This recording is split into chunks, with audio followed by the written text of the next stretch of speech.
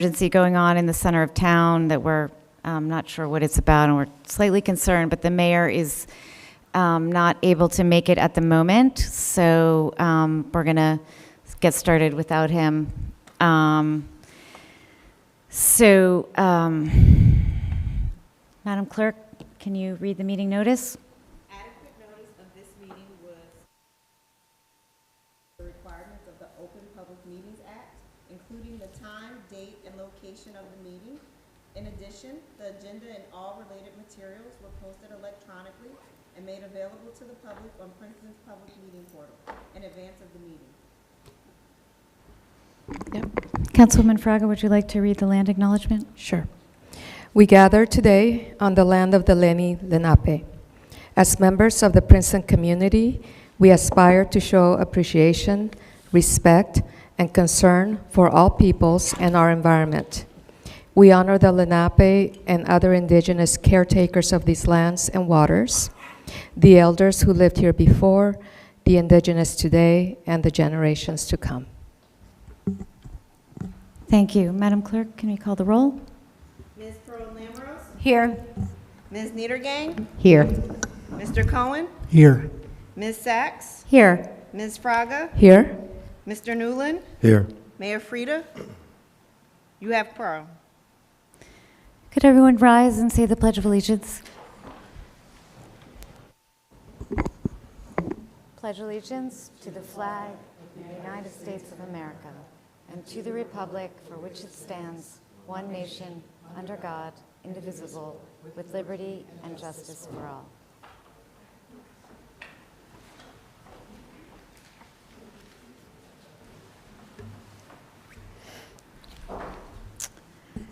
Okay, I believe we have a set of approval of minutes. Could I have a motion? I'll move it. Oh, okay. Motion to approve? Yes. All of the movements and minutes in bulk. Yeah, I just see one set, but yes. Yeah. Okay, Councilman Cohen moves. Councilwoman Fraga, second. All in favor? Aye. Aye. Okay.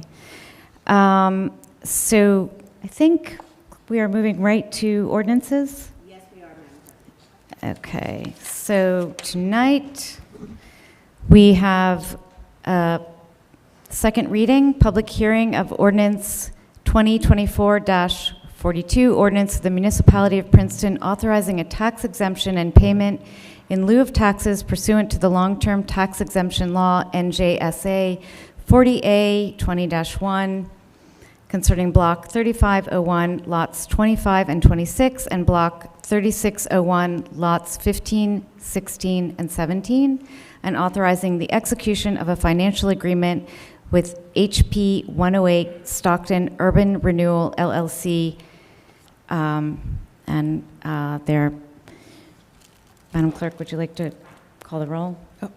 Is it a roll? Motion? Sorry, I made motion the to introduce, Councilwoman Fraga. Yes. Second, Councilman Newland.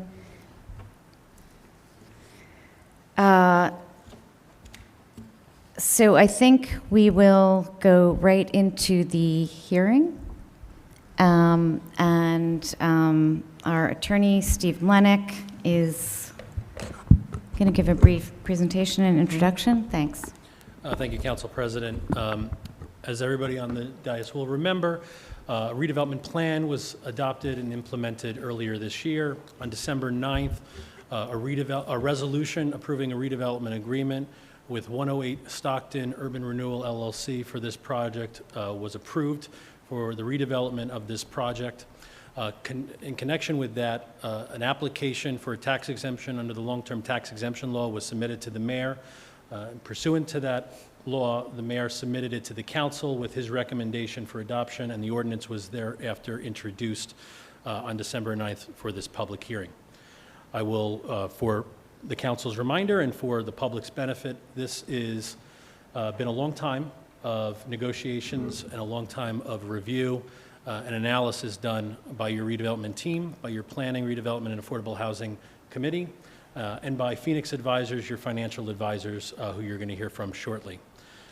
Following those long discussions, negotiations, and analysis, it was determined by all of the experts that reviewed it that this is a project that necessitates overwhelmingly a pilot, and that the deal that was negotiated by the committee greatly benefits Princeton and the community.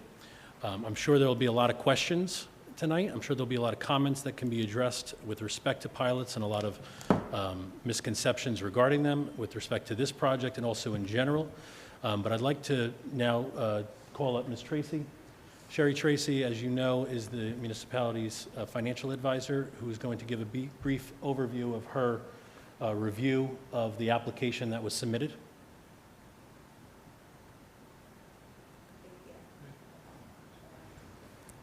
Thank you. Good evening. Again, I'm Sherry Tracy with Phoenix Advisors. As was mentioned, we've been had the pleasure of working with the Planning, Redevelopment, and Affordable Housing Committee over the last probably year and a half on this project, particularly, in addition to several other projects. This is one that is, again, is a great concept plan, something that has had a lot of careful thought and planning into the project. And as a lot of the projects that have been developed and proposed within Princeton, it's more than just a project that's going to help to satisfy affordable housing requirements. It's a project that's had a lot of thought and something that is to fit in with the neighborhood, as opposed to just putting in just a square rectangular box of housing that will satisfy a requirement. So with that being said, obviously costs are more than they would be if we were just developing a square rectangular box of apartment units. And with that, as with a lot of projects, it does necessitate the need for a pilot through our financial analysis, just in order to actually be financeable. To be honest, the margins are very thin, even with the pilot, as far as actually being financeable. This is, again, is something that has been worked on very carefully. We've had some stops and starts because it is something that's very important and does require careful attention to detail. It is something that at the end of the day, the committee was able to negotiate a 12% pilot, which is from the very start over the 30-year term, which is higher than the minimum 10%. You see a lot of pilots that get done, certainly in communities with margins that are greater than this, that get done at 10%, as that is the requirement.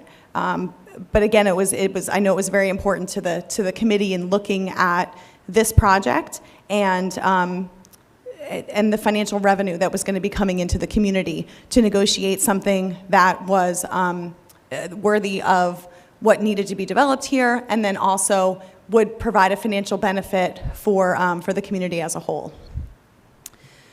So with that being said, we're very comfortable at the 12% rate for the pilot. It does provide about $8 million over what a typical 10% pilot, which again is something that we do see with kind of the return on cost, the unlevered returns, and also the IRR on this type of project. We typically would see a 10% from a developer, but again, after a lot of thoughtful negotiation, the committee was able to negotiate the 12%, which provides additional substantial revenue to the community as a whole. So I just want to highlight a few key pieces. As a reminder, this project, located in the former borough, is going to, when developed, even when approved, going to fully satisfy your fourth round unmet need obligation, more than satisfy it. So, and beyond that, you have tremendous other benefits, as mentioned by Ms. Tracy, with respect to the design of it, the underground parking, the increased or enhanced stormwater, the open space and recreation space, the contribution that the developer has agreed to in the redevelopment agreement. All of this means that the project is going to be far more impressive and something that Princeton is going to be proud of, more than what we would have had to zone the property for in a redevelopment plan to accommodate the affordable housing units that were constitutionally required to build in the former borough to meet our fourth round unmet need obligations. So the benefits come with costs, and as Ms. Tracy said, those costs are such that when calculated at the conservative construction costs that Ms. Tracy reviewed and worked on with the developer, as well as the revenues that were projected, without a pilot would yield approximately a 5% return on cost, return on the investment, which is far lower, almost half of what a typical development would need to achieve to be financeable. And it's important to be financeable for multiple reasons. Not only do you want the developer to have the incentive to do a good job and build it correctly, you need the institutions to have the security in knowing that the risk is not as great as it would be without that pilot, because a 5% return on cost is not going to yield any bank in the state to lend on it. And almost as importantly, even if the project was to get built, if the revenues are such that are not going to yield the return that are expected, the maintenance is going to be the first thing that falls off, and the tenants are going to come knocking on your door. So it's important that the project be a success, because after all, the project's success is Princeton's success. As Ms. Tracy noted, even with the 12% pilot, which could have started at 10%, it could have been 10% the entire duration, but at 12%, it is still only projecting a return at about 7%, which is still 3 percentage points approximately lower than what typical developments of this type would require, which speaks to the commitment that the redeveloper has to this project and their longstanding ties to Princeton. As noted in my memo to you and Ms. Tracy's memo, the projections is that over the course of the 30 years, this will yield approximately $48.6 million in revenues to the municipality, including the administrative charge. As a reminder, this property has long been tax exempt, providing no revenues to the municipality, and under this pilot would yield approximately $48.6 million in dollars. So at that point, I'd like to turn it back over to you. If the council has any questions before we open it up to the public, I'd be happy to answer. I'm sure Ms. Tracy would as well. Any questions from council members for our experts who are here tonight? Okay. Well, I'd like to go to public comment. It looks like there are a few people who would like to comment. So as is our custom, we take comment first from people who are here in the room, and we limit it to 3 minutes. So comments from people in the room?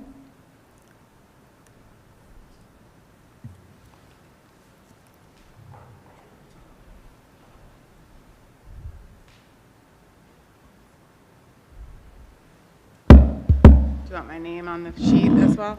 Name and address, please. Okay. And you can, well, we don't have the screen up tonight. It's coming. Okay.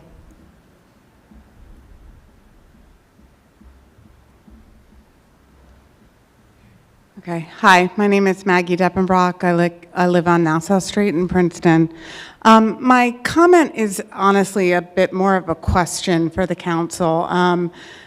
I guess where I'm seeking some clarity is from various communications that have been out there in the public domain, what type of proactive collaboration or stakeholder feedback did the council solicit from the Board of Education related to the pilot and the amounts not going to fund our public schools? That's really just a question that I have for the council. My understanding is that from conversations with members of the Board of Education, no proactive communication from the council on trying to understand if any of that pilot payment could be earmarked towards the large capital investments that our Board of Education is contemplating and asking your constituents, the taxpayers of Princeton, to fund as part of our property tax bills with the referendum. So it's more of a question. That's really my public comment. Thanks. Thank you for your question. I'm going to answer your question. I'm probably going to expand beyond that because I'm sure there's going to be a lot of questions and comments with respect to the school district, so I'll take all of them at once in general.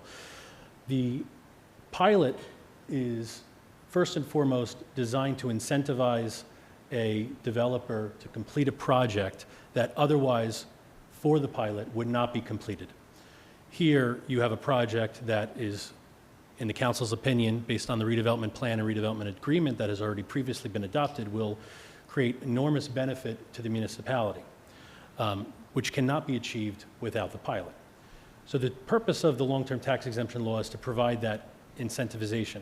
And now to do that, it needs to provide for a formula for the revenue that is to come in. And under the law, it is 95% that is received is retained by the municipality, and 5% is sent to the county. The school district is not included in those calculations. There is a good reason for that. Unlike the county, unlike the municipality, the school district is funded in a different way. Its budget, which is adopted by the Board of Education every year, mandates the municipality to raise revenue to meet that budget 100% every year, regardless of what the budget is. It does not take into account things that may come later. So for example, a tax appeal. The municipality raises revenue to fund the school district, a tax appeal is filed, the municipality loses. The school district doesn't give that money back, the municipality does. This is all to say that the school district receives no less money than it needs to achieve its objectives from its budget. Now, a comment that sometimes gets raised in response to that is, but the school district has a 2% cap, and you may be creating expenses that go beyond that 2%. And to that, I have the following to say. I have worked on dozens and dozens of pilots. There have been hundreds, if not more than 1,000 pilots that have been adopted in rural areas, suburban areas, urban areas, all throughout the state for decades. And the comment and fear that comes with that comment is raised nearly every time. What I've yet to see is somebody come with an example of where the school district was not able to be fully funded to accommodate the school children that are projected from that project. Now, as a reminder, these units are constitutionally mandated to be provided for affordable housing. The municipality has an obligation to place at least 25% of those units in the former borough, which this project achieves. So remember that when commenting on the pilot, that this is also a battle between a project that does not have a pilot, but is, to Ms. Tracy's point, a square box, which I'm sure will provide no aesthetic value or otherwise to the neighborhood, but can be built without a pilot, versus a project that provides the benefits such as this with expensive underground parking, enhanced stormwater, the deal that the municipality and its council made with respect to the affordable housing, which is not a requirement under law, including no charges of amenity fees and discounted parking fees and the like. All of that comes at a cost, which the pilot is able to cover that gap. So with respect to the school district, if a project is projected to yield school children out of it, or school-age children out of the project, it's a misconception that each one of those school-age children will cost whatever the current average per pupil cost is for that district. That is an average. Each student that comes into the district does not require another teacher, does not require another bus, does not require another school to be built. It requires very little. And if anything, there have been examples shown in other municipalities where additional children actually, because of the way the math works, reduces the per pupil cost because there's a larger number of students that are sharing in the same cost to cover the educational needs of the school district. So the thought that if there is a projection that all this new affordable housing is going to yield an additional 10% of enrollment, that must mean our budget is going to increase by 10%, well over the 2% cap. It's been proven to be a complete misnomer because 10% more school children spread out over 12, 13 grades are not going to require the same level of new capital improvements and new teachers or anything of the like that is sometimes said with respect to the cost on a per pupil basis. Now, to the commenter's question with respect to was there or can this council pledge or otherwise make a deal for money out of this? And the answer to that is no. Right now, no municipality can simply pledge away a percentage of funds that it earns from the pilot to the school district under the framework that is in the long-term tax exemption law. However, many municipalities have successfully used those funds to partner with the school district once the funds start coming in to accomplish various capital improvement projects, whether it's athletic fields, renovations to existing buildings, new buses, things like that. in partnership with the municipality, which has been very successful, most notably in the township of Woodbridge, who sort of pioneered that model. But to do that, to have those discussions now for a project that has not even received its site plan approval, that is years away from breaking ground, is far too premature to earmark expenditures of that sort. I have recommended and do recommend to all municipalities I represent that at the appropriate time, those discussions should take place.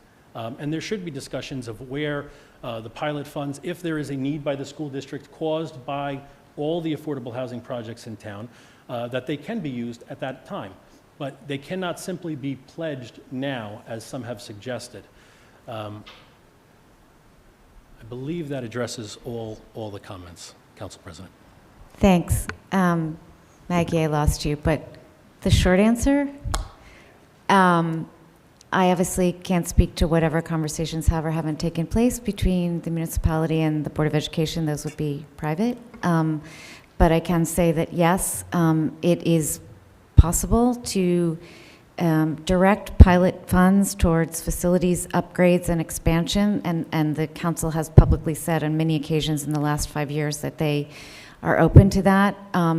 One of the issues is whether that is more cost-effective for the taxpayers, because as you can see with the current referendum, in which a lot of work has gone into, the state, if you construct it in a certain way, if it provides 40% in, I don't know if reimbursement is the right word, but the question is whether if the municipality is directing funds for those, what would otherwise be going to referendum, then we would not be eligible for that 40% from the state.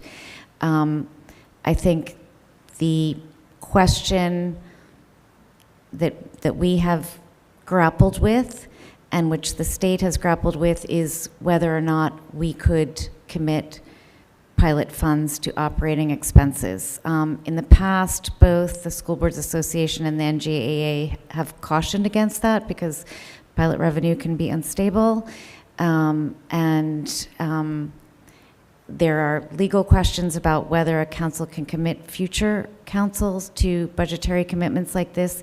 This is sort of a legal Wild West, as you might say, in the state.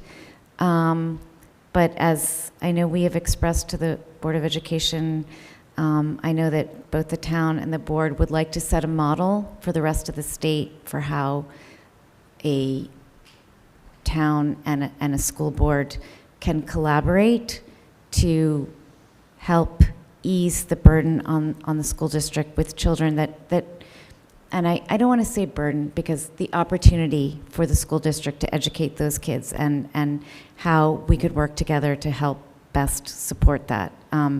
It's a legally complicated issue, but I know this council is committed to working to set a model for the rest of the state. So, okay, anyone else in the audience who would like to comment? Council President, can I just add one quick point? I just want to point out, if this project wasn't done under a pilot, which is clearly a cause for consternation and concern among some of the community, that if it was just part of the regular pot of taxes that we would take in, it would not benefit the school in any way, because the school presents a bill to the town and the town pays that bill by taxing the residents. So if this were done under a regular tax regime, there would be no opportunity for the municipality to contribute to work with the schools outside of the 2% cap. So just to say that we're kind of talking apples and oranges and trying to say that the pilot is in any way taking money from the schools. That's really just not the case. Yeah.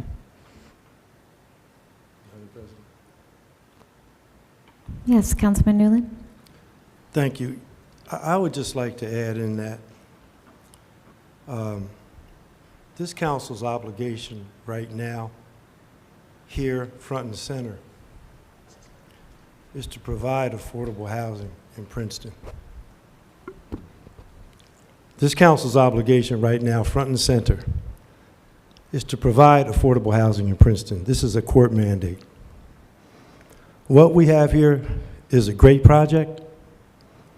It is extremely well-designed.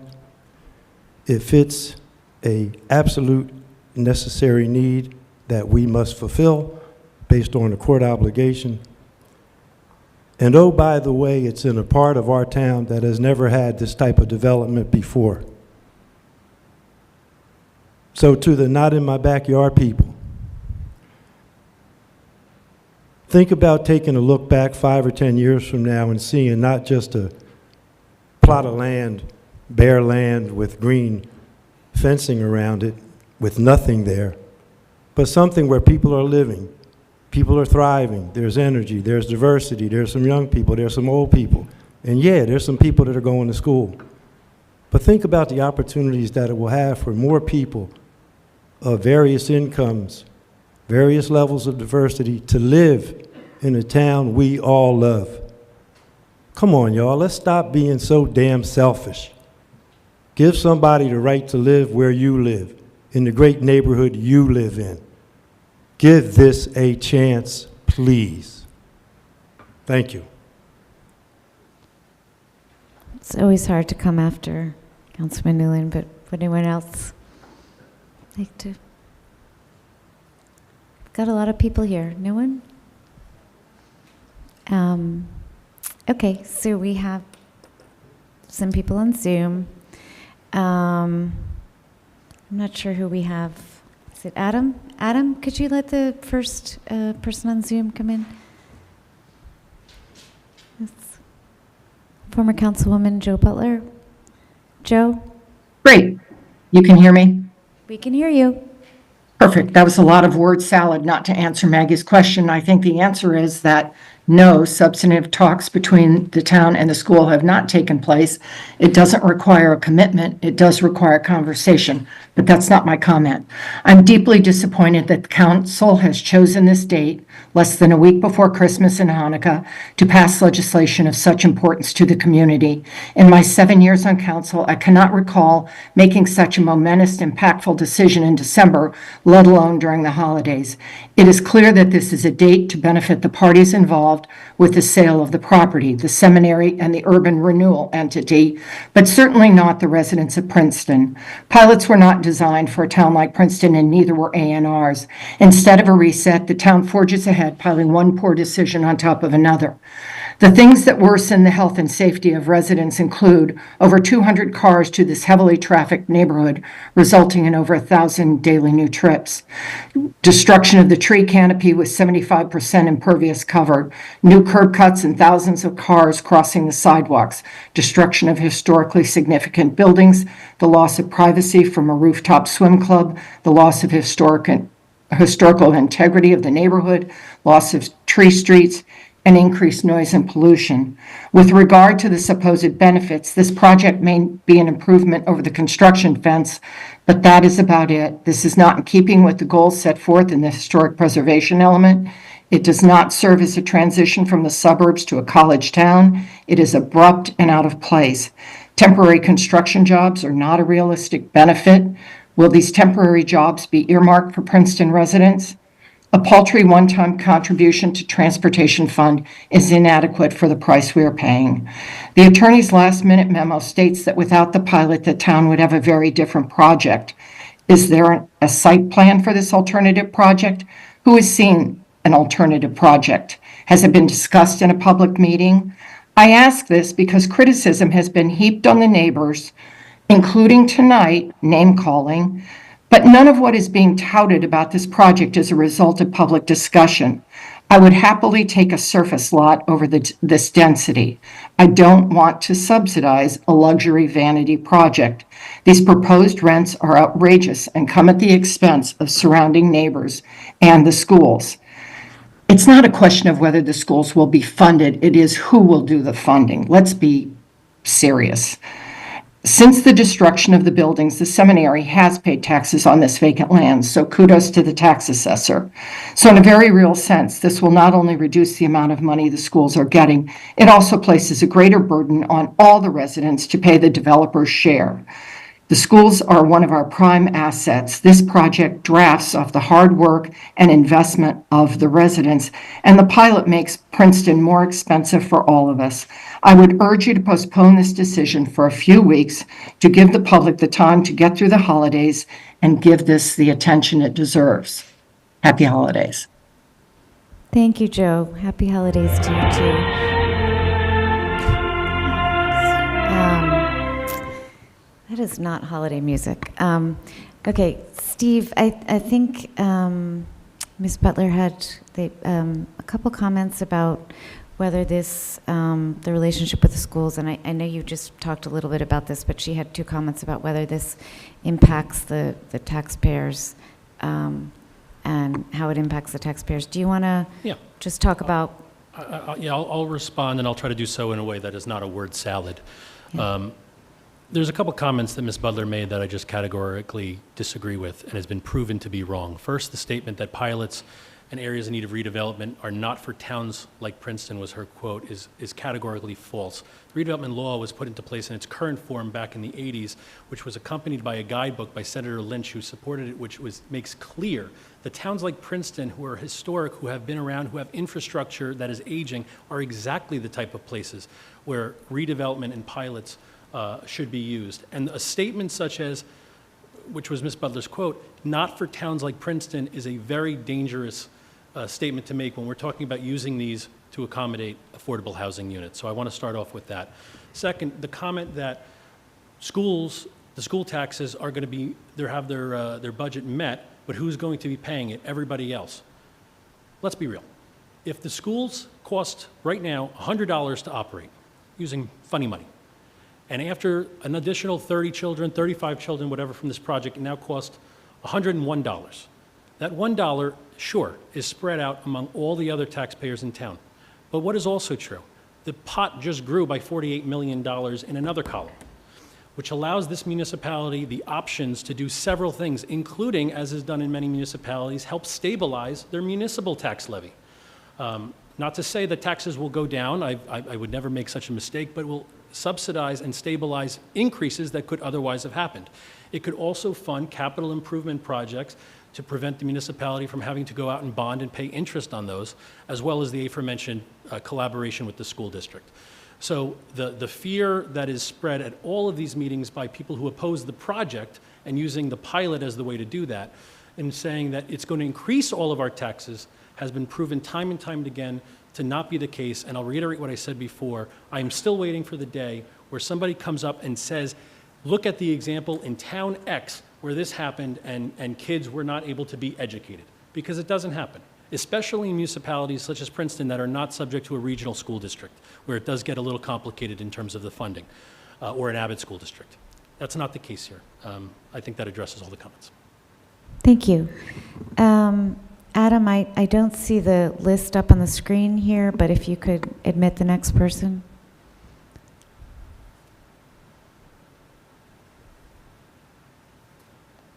Thank you. Kristen Munson? Hi, yes. My name is Kristen Munson, and my address is 112 Phillip Drive. First of all, thanks for allowing me to speak. I want to be clear that I am not questioning this project. I'm questioning the use and the allocations of the pilot funds. I'm concerned that the school district, like others, is not going to get funds from property taxes. This is the fourth recent pilot, I believe, that's going through in the town. While the gentleman at the table just recently said that the increase in school taxes would be spread and that the town would get an additional $48 million, that's not going to the schools unless there's some type of discussion and agreement between the council and the school district. There's going to be an increase in students in the district, but the funding to the district normally through property taxes isn't going to keep pace regardless of what's being said here. And I disagree that an increase of each student requires very little. This is a district that prides itself on its special education services, But just this year, we were told that funding was a reason for a teaching decision in my son's classroom. It's only going to get worse if the number of students increases and the ability to receive tax revenues from whatever source decreases. So people move to this town in part because of the schools. The argument that this development and the pilot benefits the town doesn't account for the impact on other parts of the town. We need to balance these things and not pursue certain benefits before balancing them out at the expense of other benefits and town services. I'd really like to encourage the council, and this has been somewhat addressed, but to encourage the council and the Board of Ed to be more engaged with each other and to work to apportion some of the funds from the pilot to the school district.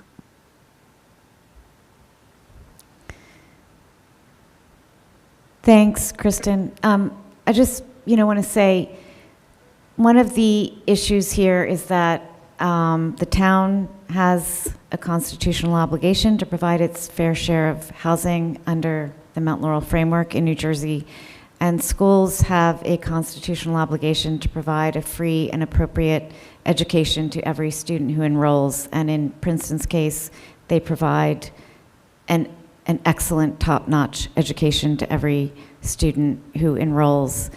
I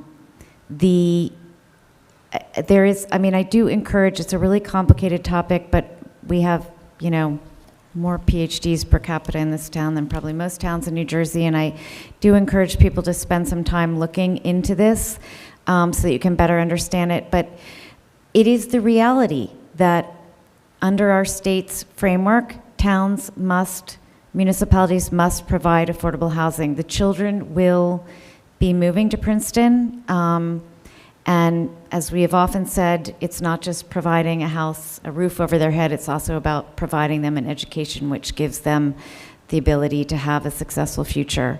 Unfortunately, and my attorney is going to tell me that I'm editorializing, but it is absolutely my view, and I have spoken up multiple times in the state assembly in the last year to express my frustration that the state provides requires. We both have these constitutional obligations which are worthy and important, but they do not provide an efficient mechanism for us to coordinate between housing and schools. One of the few tools that municipal officials have available to them is to negotiate a pilot so that they can direct that pilot revenue to the schools, which then goes in over the 2% cap. Speaking for myself personally, it is something that I support. I am only speaking for myself personally. Until the state comes up with a mechanism that enables us to collaborate and to provide more efficiently for both housing and education, then we are left with these piecemeal approaches, one of which is negotiating pilots to give additional revenue for the schools. I will say the schools can also apply for an enrollment waiver, but as I've heard from the school board, it's too little too late. So I think one of the things that makes me really troubled is that because of the state framework, which is inadequate, municipalities and school boards are pitted against one another, which is really unfortunate. We should be working together to advocate for our legislature to provide solutions that are less piecemeal and more effective than what we have available to us. But the bottom line is the only way to provide additional revenue to the schools for the additional kids who will come, regardless where and how, because we have a number that's assigned to us, is either the enrollment waiver or channeling additional pilot revenue above the 2% cap. I hope that in the future, the state will reward towns like Princeton, who the town is providing their fair share, and the schools are providing an excellent education, and they will make it possible for us to continue to do so in a way that's more efficient and effective than the options that we have available to us now. So my apologies to our attorney for expressing my personal views. Okay. David, Thank you. So I just want to very briefly say that while Mia was speaking just for herself, I also am in favor of a sharing arrangement for some of these pilot monies going to the schools, and I'm eager to get started on those conversations. You know, we've been negotiating these pilots over the past several years, but not seeing the monies yet. But some of the projects, not this one, but some of the projects are starting to generate pilot money and generate school children. And so I think it is time to have those conversations. Thank you. Okay. I just want to say, I was educated in Princeton school system. I went to Stony Brook, Little Brook, Johnson Park, Valley Road, and Princeton High School. I understand the importance of education, and anyone in this room that does not think that the people on this dais will not do all we can to support the education of our children in Princeton has lost their mind. Thank you. Okay, Mr. Sorry, I'll say a few words. I was holding off to the end, but, you know, we received an outreach letter today from the president of the Board of Education, Daphne Kendall, on this very topic. I mean, we have lots of time for this particular development, as our attorney pointed out, you know, until we even break ground. So there's lots of time, and there's definitely a commitment. All of us, I think we can all say that we all are committed to working together with the schools. You know, very preliminarily, you know, we're really ready now to, you know, have more conversations. I just want to say too, in terms of what the state does, you know, helping with capital improvements really is a great, you know, tool for using the pilot money, and it would really be nice if the state would not, you know, would also add state aid and grants to that. So I know that there's that piece of state legislation that, you know, we'd like to see some changes. And, you know, I know, you know, Mia and I, and we've really talked to our state senator, state assemblyman, state assemblywoman as well, about needing more support for this very communication that we need to have. But, you know, we're dedicated to it. So I just wanted to say I appreciate the letter, the tone of it, and the outreach, and we certainly, like David said, we want to get started. So thank you. Okay, Mr. Abida,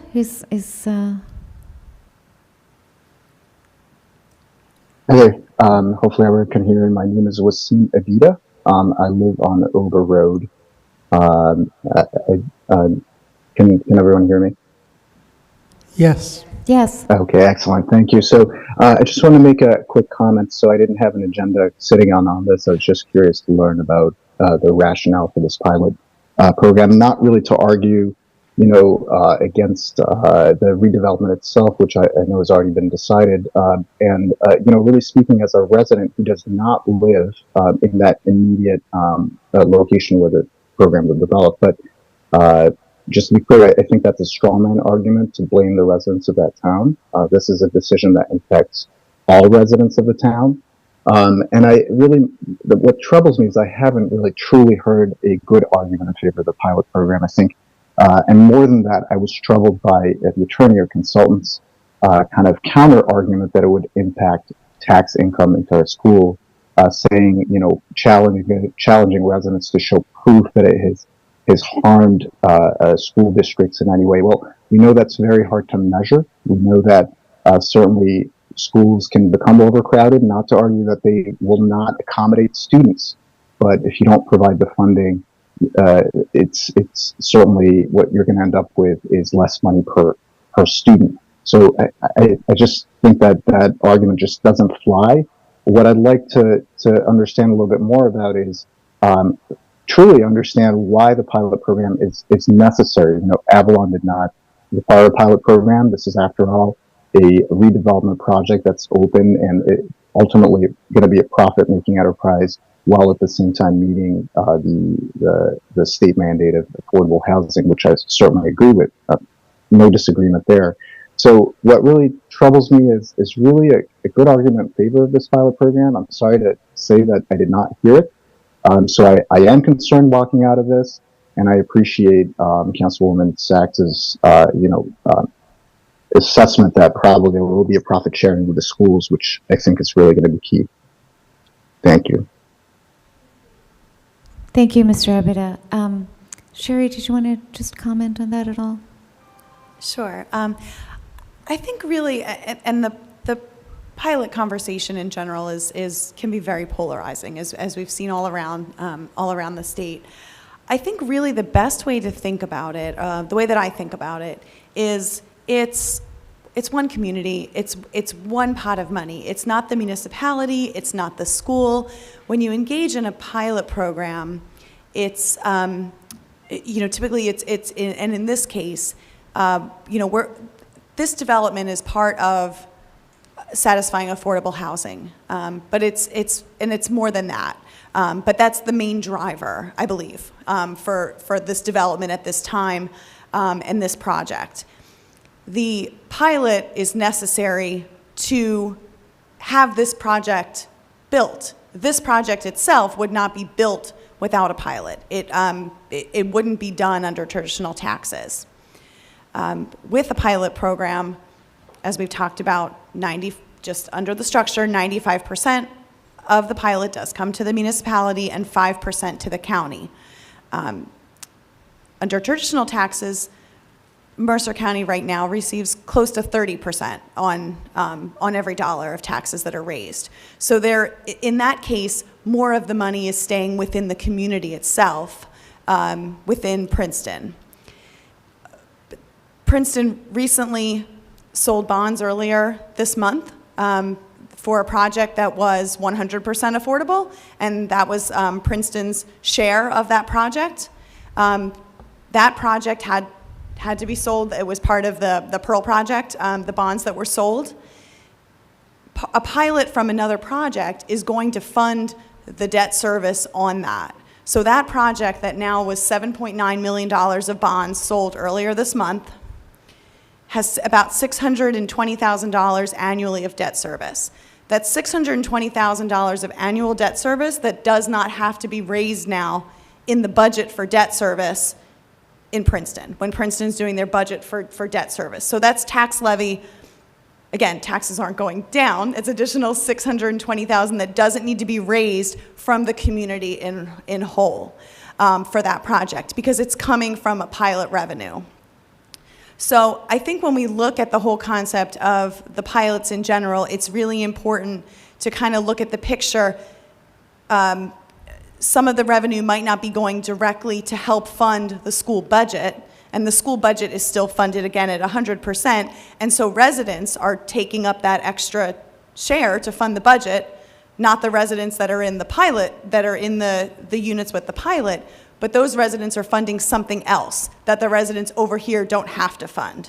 So it's really the same, it's just which pocket it's coming from, but it's the same pool of money, it's the same pot of money. So I think it's really important to just really think about pilots that way as overall as really just the benefit to the community.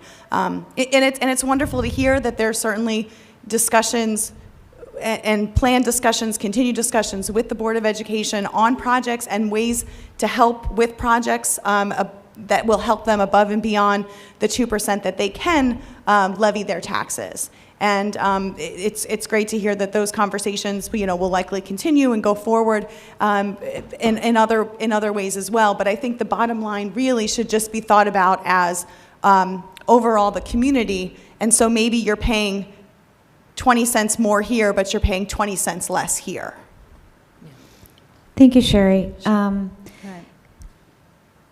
Yes. Thank you, Sherry, for pointing out about the county. That 25% is a big chunk, and it stays in the community, which I'm really glad you pointed out. I just wanted to point out, too, this is very complicated, and we worked really hard to put together a couple of FAQs, one in general about pilots and one specific to the pilot in 108 Stockton.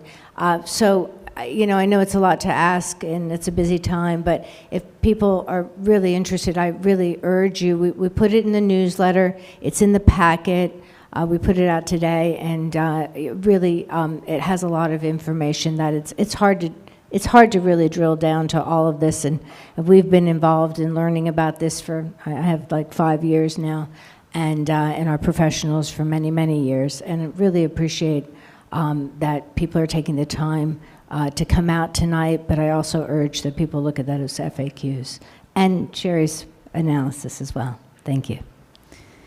Great. Okay. I'm sorry, can I add something to that? Sorry, Councilwoman Niedergang, go ahead. Thank you.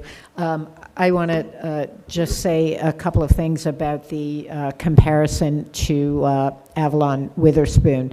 As was correctly pointed out, that was not done under a pilot. After that deal closed, council and was dismayed to learn that, among other things, no special deal had been struck for the tenants who were living in the affordable units, particularly in terms of parking. Avalon moved into the former hospital site. The garage was there. It was built. They did not have to build that garage, and yet they assessed fees for the people that were living in the Avalon units, including those in the affordable units. And I think that was a lesson that council, and I want to commend those who, of the council members, Mia, David, Michelle, who are on the Affordable Housing and Redevelopment Committee, for fighting to ensure that people who live in the affordable units don't move in to the project at the former seminary site or the other projects that have been developed, to find out they have to pay an additional $200 for parking, that they have to pay amenity fees to use the gym and the pool, that their, the way their apartment is furnished is different than the way the apartment for those who are in the market rate units. And so I think we took some lessons away from the Avalon Bay on Witherspoon to make sure that people who are living in the affordable units can truly afford to live there, and that they have the same benefits as those living in the market rate units. The other thing I'll point out is and Steve can probably talk about this a little more clearly than I will, but the pilot agreement comes with a very, very high degree of an audit and an accounting of what the developer of this project will be pulling in. So if it turns out the rents are higher and the developer is making a larger profit, then Princeton gets more. And that is not the same when, Avalon Bay had been paying taxes, and we actually did a tax reevaluation, discovered that they'd been underpaying. Now we're getting more money from them, but we don't have the ability to ask them to open their books. And that is something that we would have with all of the pilots, is they have to open their books, they have to be transparent. If they do better, we do better. So that is a built-in advantage of the pilot. Steve, please feel free to correct if... No, you explained it directly, expertly. Under a pilot, you do have an obligation as an urban renewal entity to provide an annual audit for two purposes. One, to demonstrate what your annual gross revenue is, because that's what the 12% basis is on. It's on gross. So every dollar that comes into rent, every dollar that comes into parking, if they have a vending machine, it's every M&Ms that's sold. It's the gross revenue. And we have, as you point out, the right to inspect the books and records as well. So if our internal team gets the audit and has questions about it, and we want to see the leases, for example, or see the the expense sheets, we can do that upon request to the redeveloper. And the second purpose of the audit, although very, very, very highly likely to hit here is in some projects, we do worry about, we project it to be a single and it becomes a grand slam. And at that point, a pilot may not have been necessary. Under the long-term tax exemption law and financial agreements, there is a cap.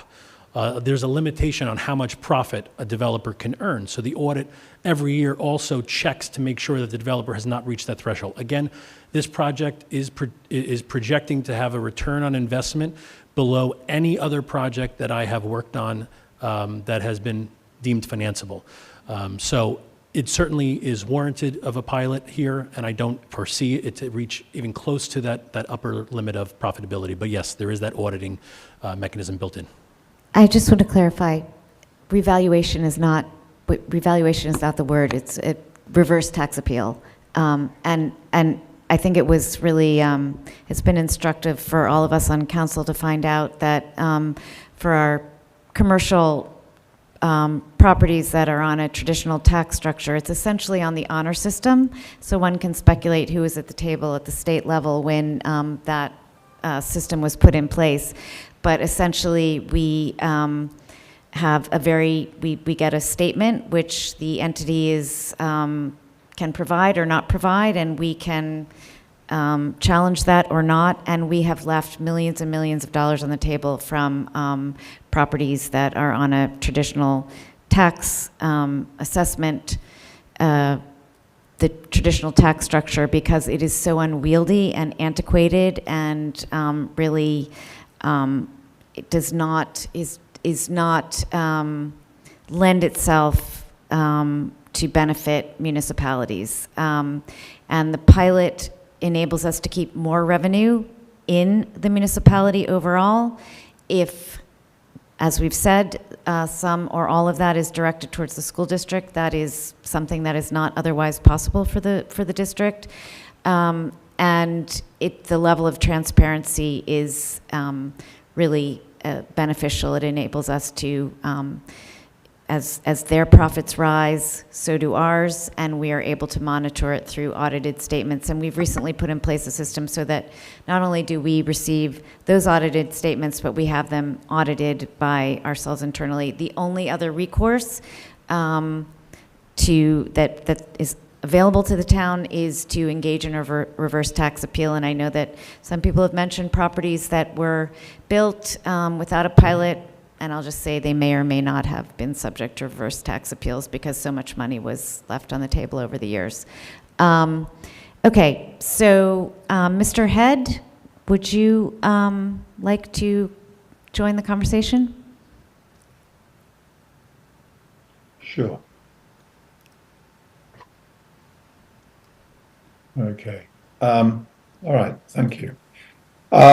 So I'd like to make a couple of statements or address a couple of statements that were made by Mr. Melenak.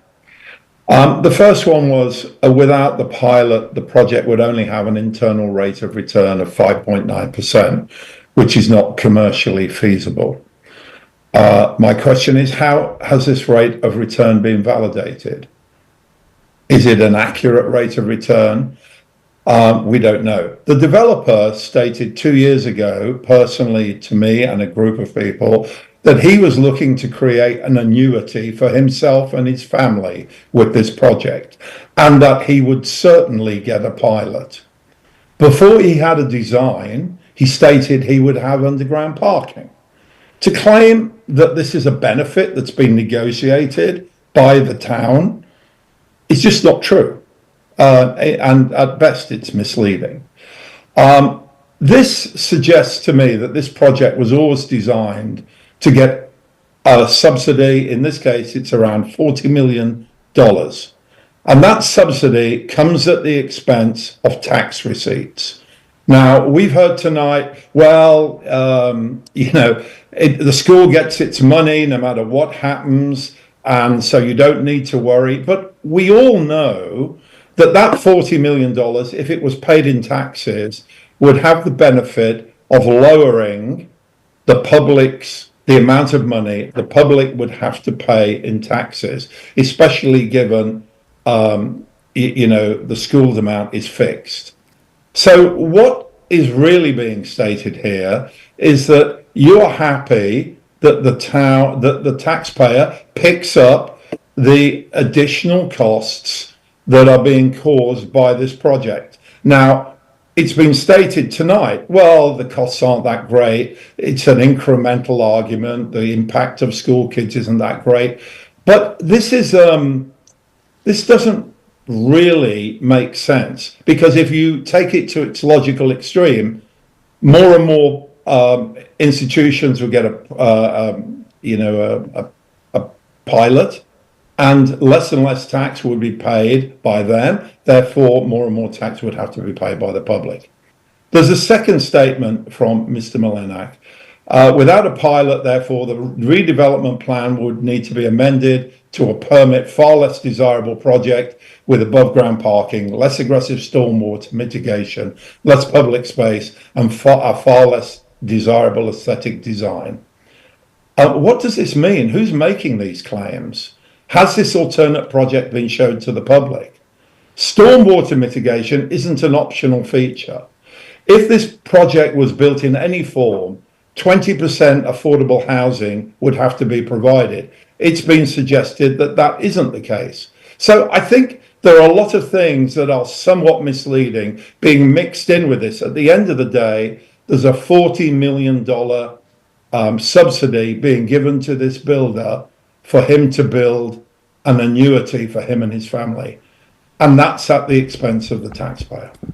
Thank you, Mike, for joining us tonight. I think, quite a bit of those things have already been discussed, some new but stuff. is there a $40 million subsidy being given to the developer? No, there's no subsidy when the conclusion is that without the pilot, there is no project. So the idea of comparing what the revenues are under annual service charges with the pilot versus what the town would collect with taxes is comparing, I think one council member said it before, apples and oranges, because the project doesn't get built. So there's no leaving money on the table, no subsidy.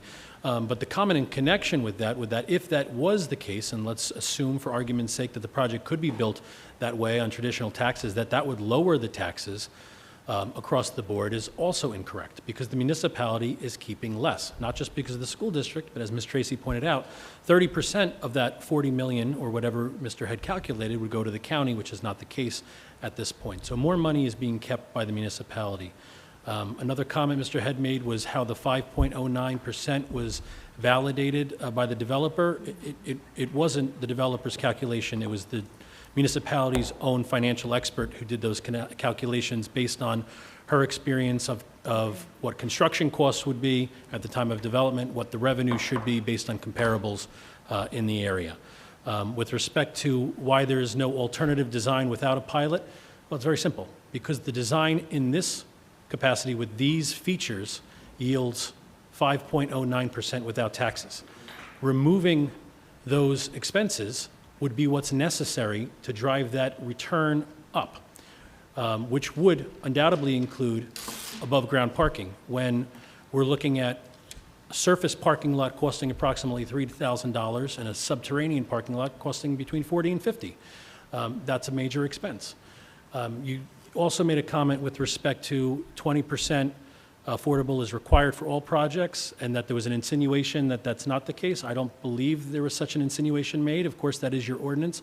What was stated, however, is your ordinance doesn't require certain things that were negotiated here, such as a commitment that is going to be reduced to a deed restriction, that there's no amenity fee charged on affordable housing, that the units will be built identical with the same finishes and furnishings and fixtures, and that parking will be provided at a discount. Those are things that are not provided for in the ordinance. And again, I would point out the location in the former borough as being critical here. And finally, the other comment that was made with respect to the project was a suggestion that because, I'll take him at his word, that the developer suggested that this was an annuity of some sort and that he was always planning this regard. I want our developers to be successful and to make money. That is how these projects work. They are for profit, and that is how banks invest in them. And that is why we are paying so much attention to the financeability. I didn't mention it before, but it is also important. Not only did we have Ms. Tracy run these numbers, but we insisted that Mr. Herring provide 2 letters from 2 bank institutions verifying that they were, based on these calculations and these numbers, willing to lend to him for a project with a 12% pilot, to ensure that we're not going through this exercise for a project that could not be financed and built. So this council, I commend, did a tremendous job of negotiating a very, very successful pilot that would benefit the municipality.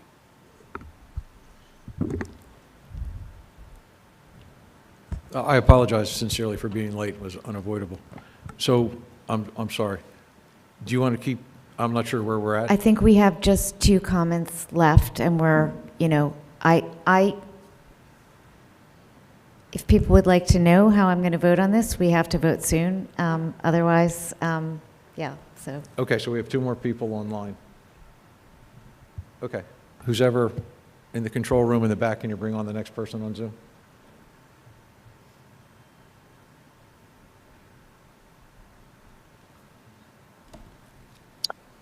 Yeah. Hello, everybody. So after listening to all the comments here today, this project makes I'm sorry. Could you just introduce yourself and give us your address? Yes, sorry. Arifa Khandwala, 39 Evergreen Circle. After hearing all the arguments back and forth today, to me, this project makes complete logical sense for multiple reasons. The first is we have to build affordable housing. So, and if you're going to build housing, then it makes sense to build it close to town. So we don't have all these extra cars coming to town and causing a log jam on 27. So instead, these people will walk to town. And therefore, this issue of extra traffic will be, the impact of that will be significantly lower. And therefore, this is smart development. And therefore, I support this project. That's it for me. Thank you. Thank you. Can we bring on the next person that was on Zoom?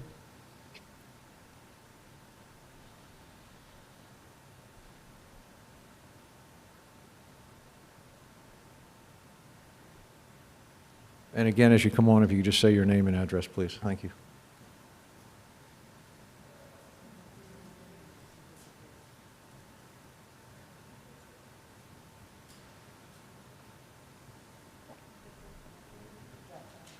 We might have lost him. Did we lost him? Okay, that's all right. Can I make a very quick All right, comment? is there anybody else on Zoom? I don't see other hands up. Oh, there we go. They're back.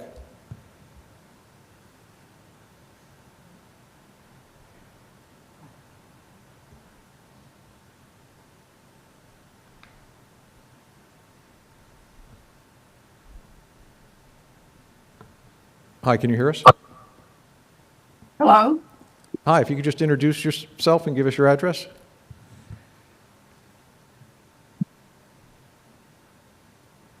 Yes, my name is Jane McLennan.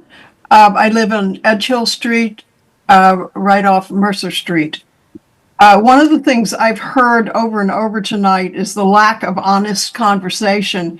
There's a lot of confusing information out there that has been one of the basic problems of this project from the very beginning. Despite promises of collaboration between the seminary, the contract purchaser, the municipality, and the neighbors, none has eventuated unless one considers the occasional opportunity to make a 3-minute statement in public. That's a concern. Who decided, for example, that the design was aesthetically pleasing? Was there a conversation over that? Maybe generally, but in the midst of one of the oldest historic districts in town, that hovers 4 stories, hovers over the clapboard 1830 clapboard houses on Edge Hill Street, shutting off light, creating noise, and creating major issues. It also ultimately affects the ultimate loss of quiet enjoyment of our properties caused by a development that is totally out of scale and character of the neighborhood. I'm very concerned about the school situation too, and I would hope that the collaboration would spill over to the opportunity for people to hear more in town, to have more of a voice in it, and as one person said, to put off the conversations for several weeks until after the holidays and have a straightforward conversation where questions can be answered. Thank you. Thank you.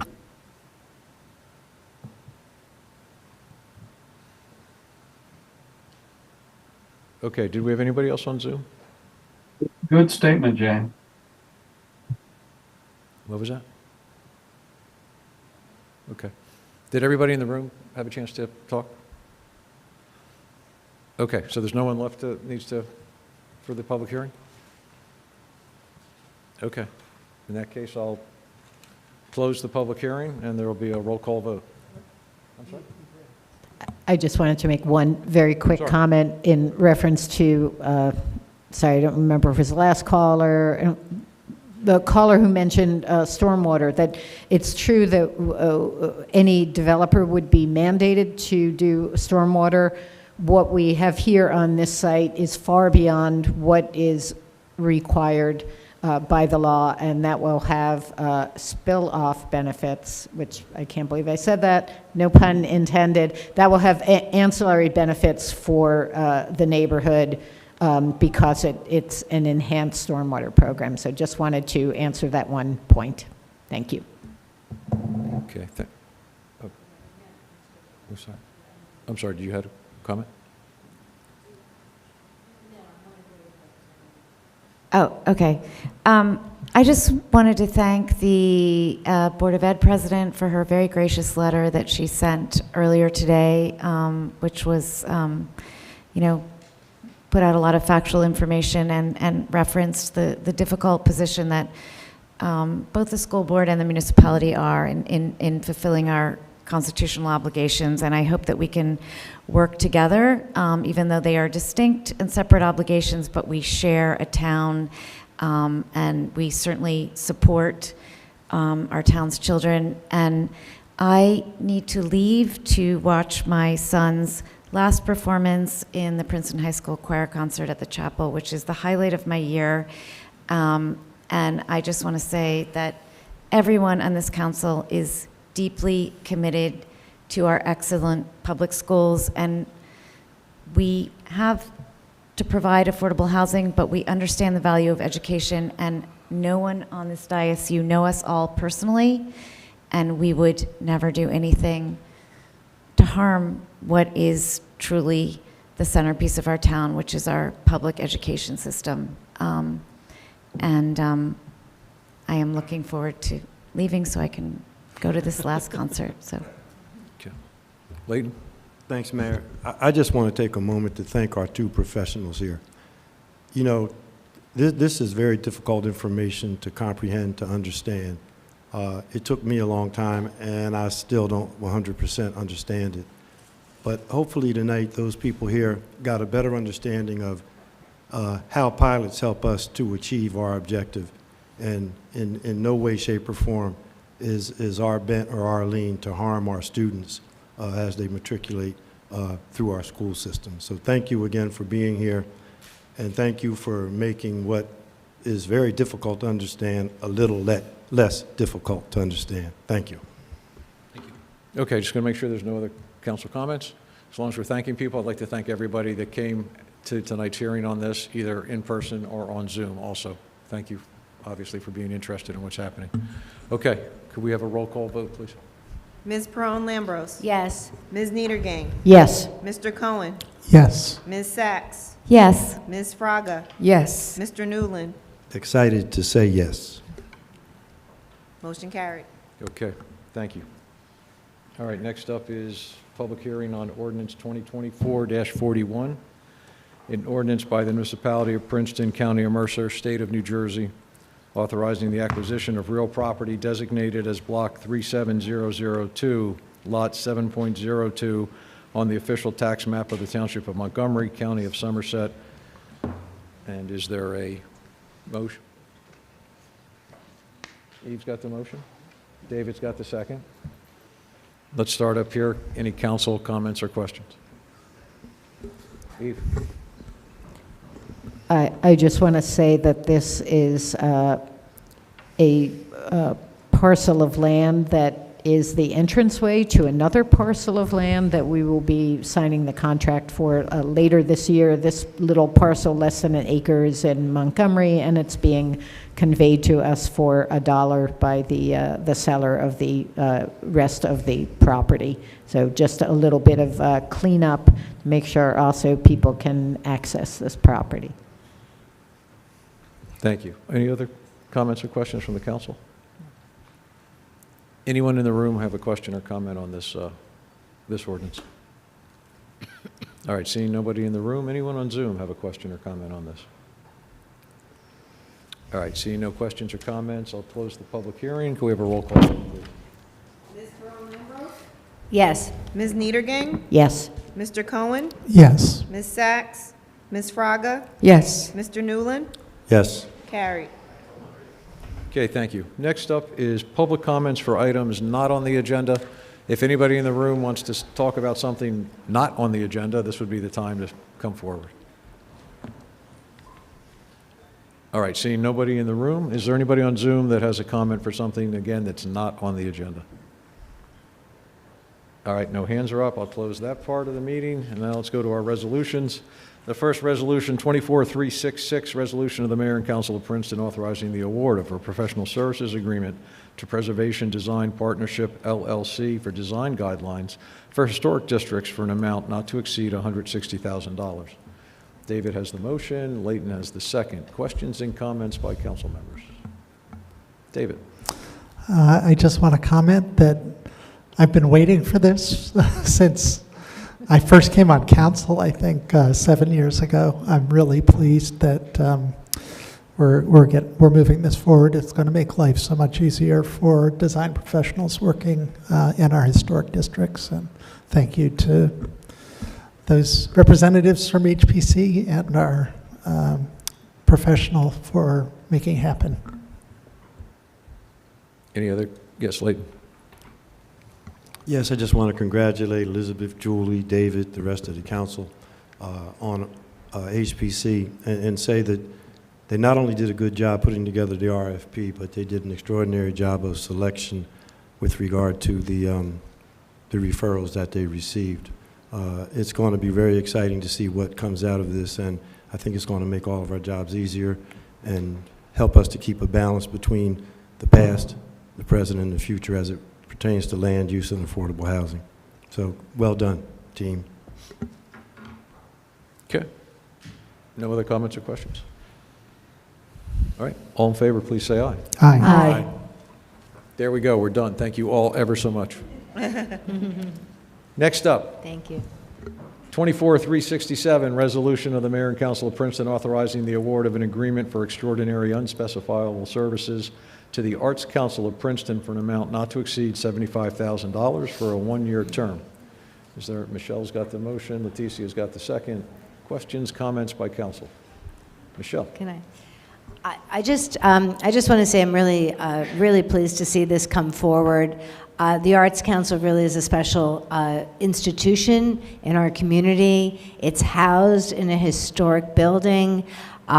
Under the leadership of Adam Welch, it's really come very far in the past couple of years. It seems like you've been there forever, Adam. I see you in the audience, but I know it's just been a few years. You've really turned it around. Your board, your staff, everyone really is doing a phenomenal job for our community. So I'm really pleased to see this come forward, and I just want to give a special shout out to my my colleague, Councilman Newland, for putting this together, and really pleased to see this kind of another step in our relationship between the municipality and the ACP. Thank you. Leticia. Yes, I too want to echo Michelle's comments, but also add that I'm very thrilled to have this before us to be able to move forward, and which I think acknowledges all the work that and contributions that the Arts Council makes to our community, and for me specifically to be able to provide the funding that is going to allow the Arts Council to continue providing and enriching the lives of many in our community who might not otherwise have the opportunity to be exposed to the arts. And so thank you for that. And thank you to everyone from the Arts Council. Layden. Thank you, Mayor. I didn't want to get this wrong, so I just want to read a quick statement. I'm immensely proud to see the small amount but significant amount of $75,000 allocated to support programming for the Arts Council of Princeton. This resolution signifies more than just funding. It is a recognition of the vital role the Arts Council, under the outstanding leadership of Adam Welch and his talented administrative and artistic team, plays in fostering community, creativity, and inclusivity. Located in the historic Witherspoon-Jackson neighborhood, the Arts Council has long stood as a beacon of culture and connection in our town. This financial support highlights the importance of arts as a bridge that unites us and affirms our commitment to equity and inclusivity. It serves as a powerful example of Princeton not just talking the talk, but walking the walk when it comes to embracing and celebrating our shared values. I want to take a moment to recognize my colleague, David Cohen, whose willingness to take a deeper look and gain a better understanding was critical in securing this agreement. As elected officials, we are often called to think critically, research thoroughly, and find ways to say yes when the circumstances demand thoughtful action rather than defaulting to an unexamined no. David's approach exemplifies the spirit of collaboration and consensus building that defines us as a council, and his role in this outcome reflects our collective commitment to doing the hard work of figuring things out together. Finally, I extend my gratitude to the legal department, Trishka Cecil,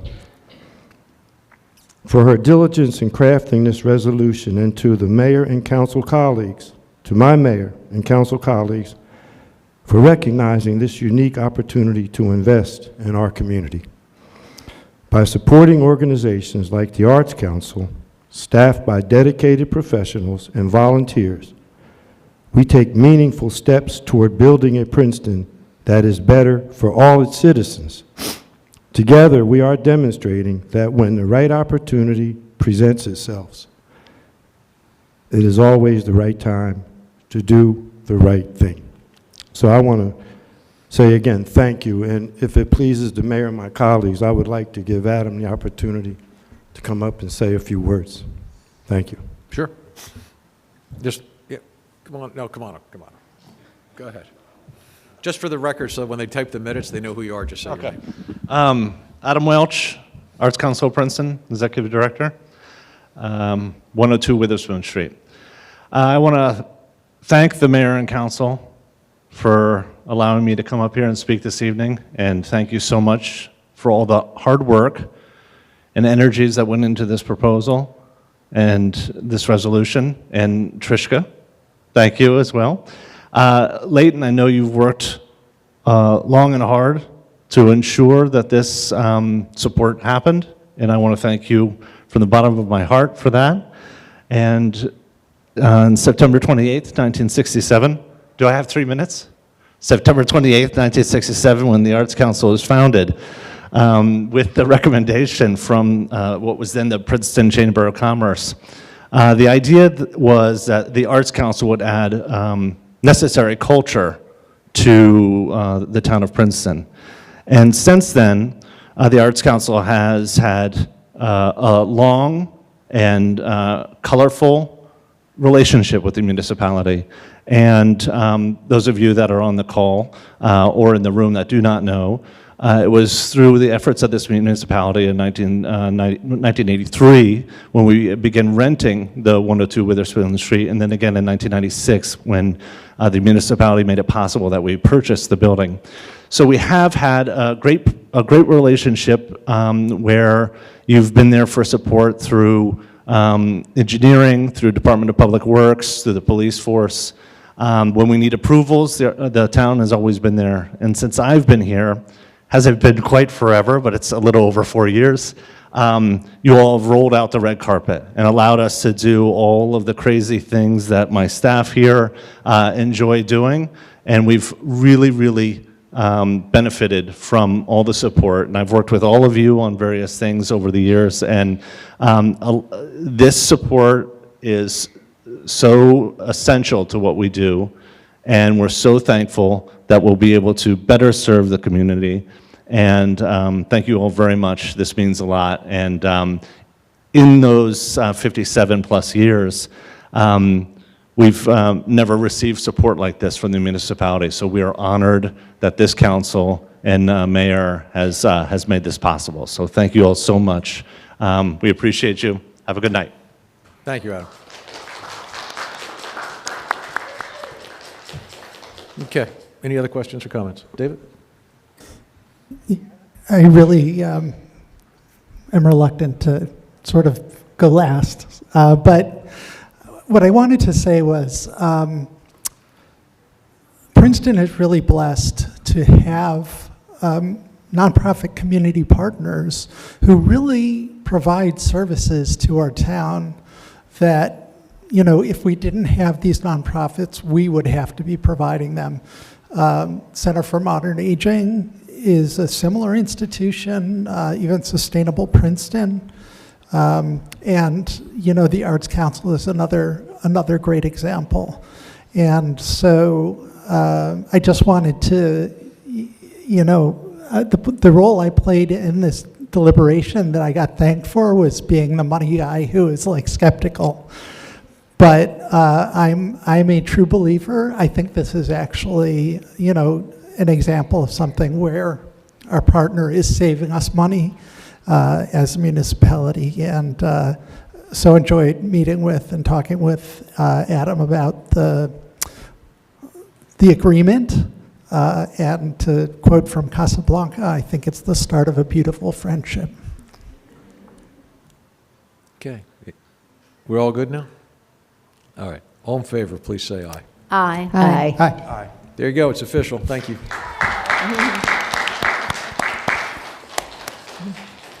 All right. 24-368, resolution of the Mayor and Council of Princeton authorizing an agreement with the Princeton Farmers Market for the use of Heinz Plaza on specified Thursdays in 2025. Michelle's got the motion.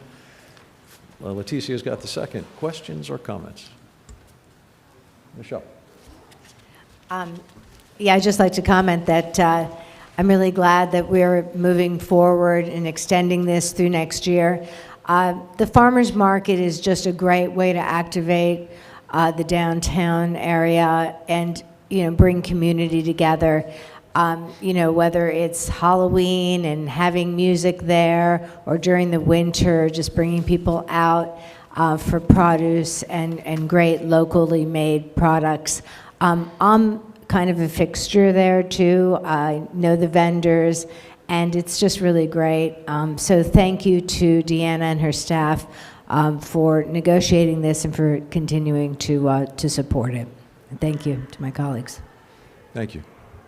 Any other comments or questions? Okay. All in favor, please say aye. Aye.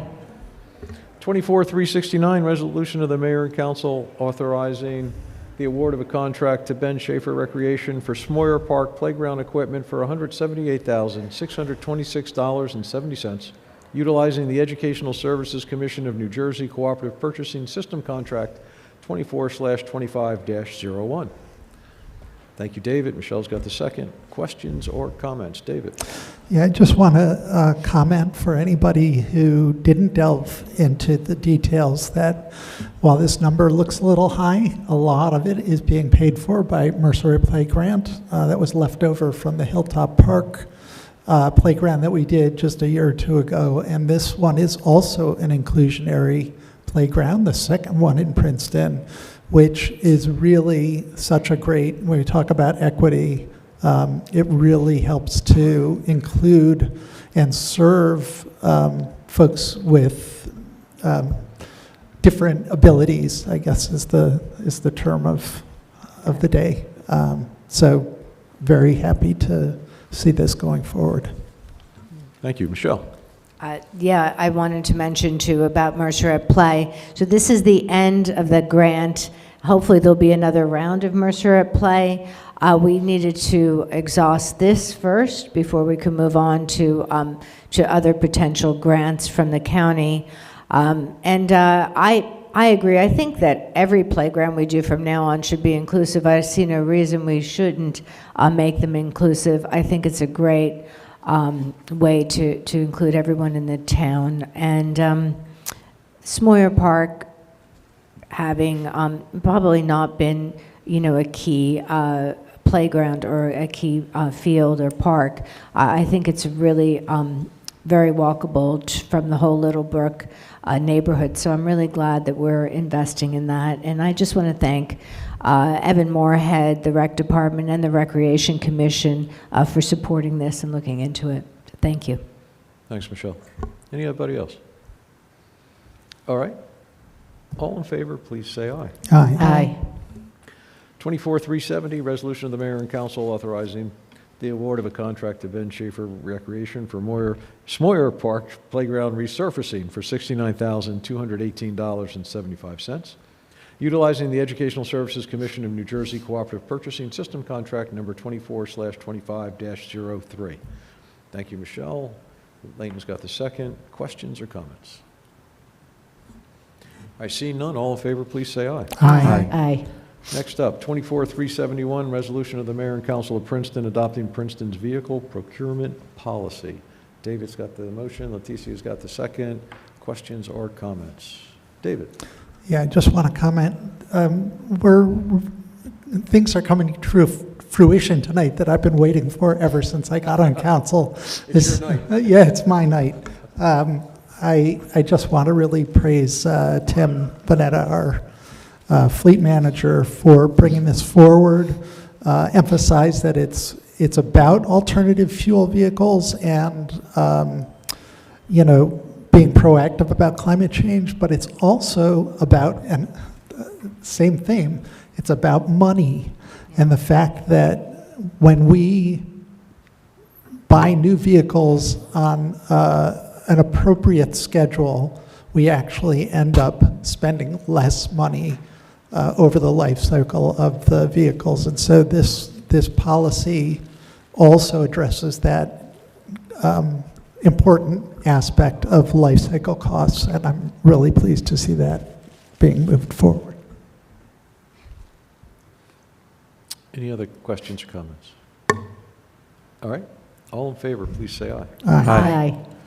24-372, resolution of the mayor and council of Princeton authorizing site license agreements with Crown Castle Fiber LLC for 5 locations. Thank you, Eve. And Layton's got the second. Questions or comments? Eve? I had some questions about cell service, so I asked Jim if he would just prepare a small report and give us some details on where we are. I think it was it a year and a half or 2 years ago when we had Verizon and Crown Castle here in a meeting where residents and staff and council had a chance to opine about the very poor cell service we have in Princeton. And I'm pleased to hear from as time has gone on, that they have been quite responsive to our needs, and Jim can tell us a bit more about that. Thank you, Eve.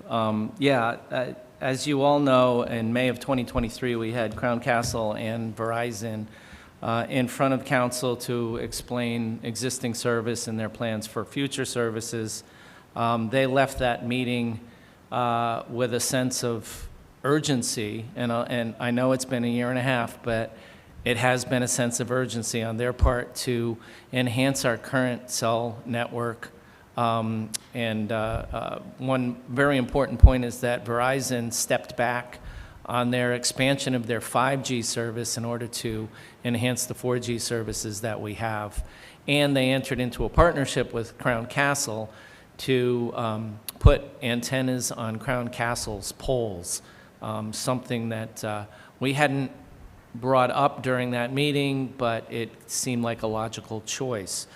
Since then, and I do want to explain that it's not something that can happen overnight. First, they have to put plans together. Those plans have to be sent in via applications to us.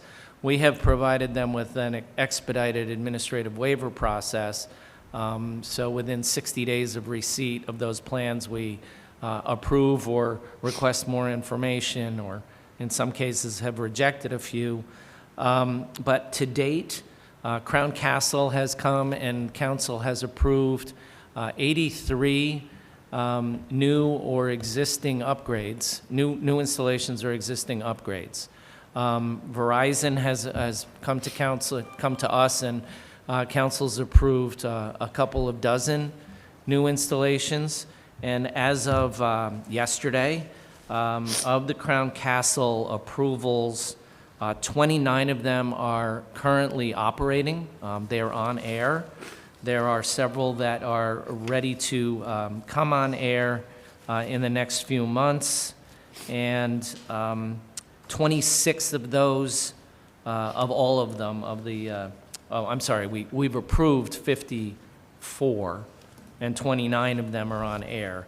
26 of the 54 carry Verizon. AT&T and T-Mobile are on many of the poles as well.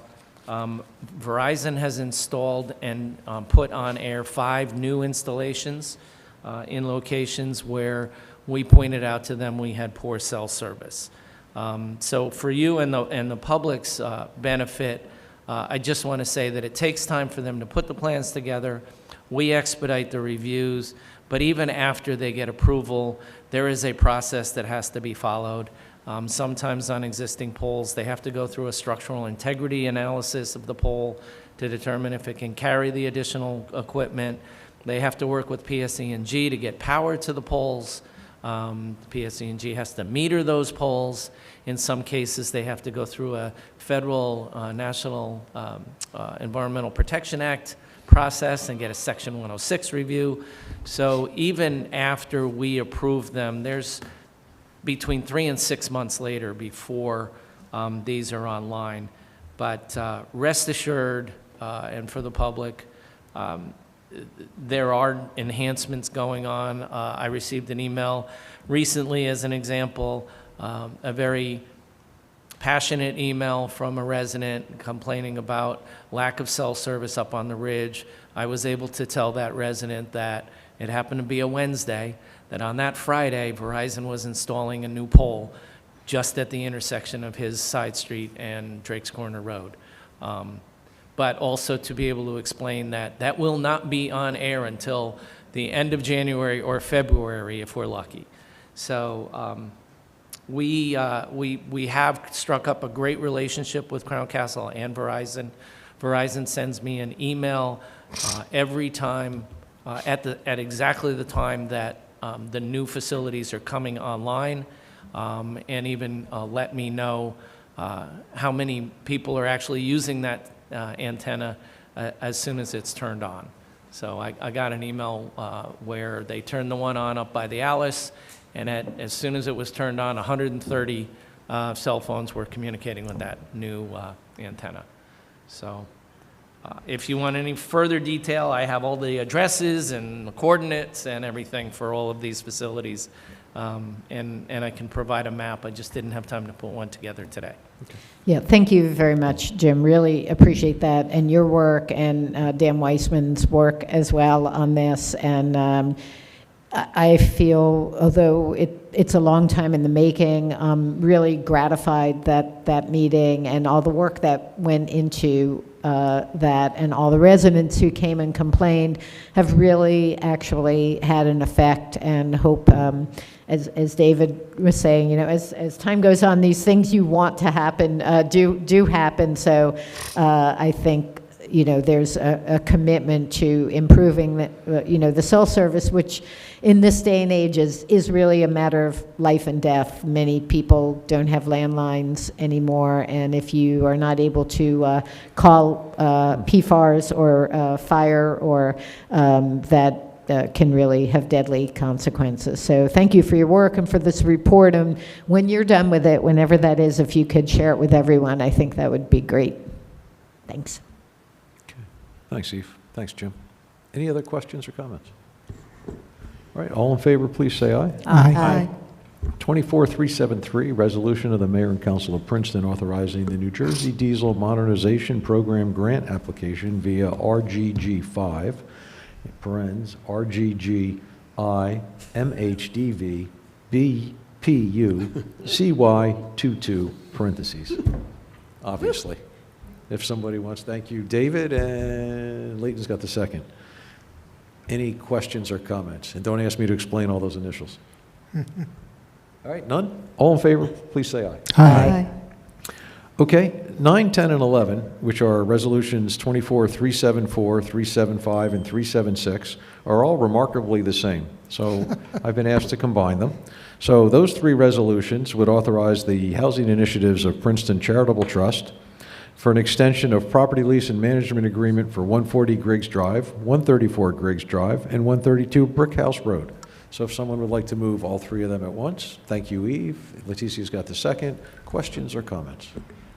I just want to say it was a trip through memory lane, looking at all, the past mayors, and to the extent that I could read the documents, it was really interesting. It was, a historical record of affordable housing in our community, so. Yeah. All right. No other comments? All in favor, please say aye. Aye. Okay, next up is the consent agenda.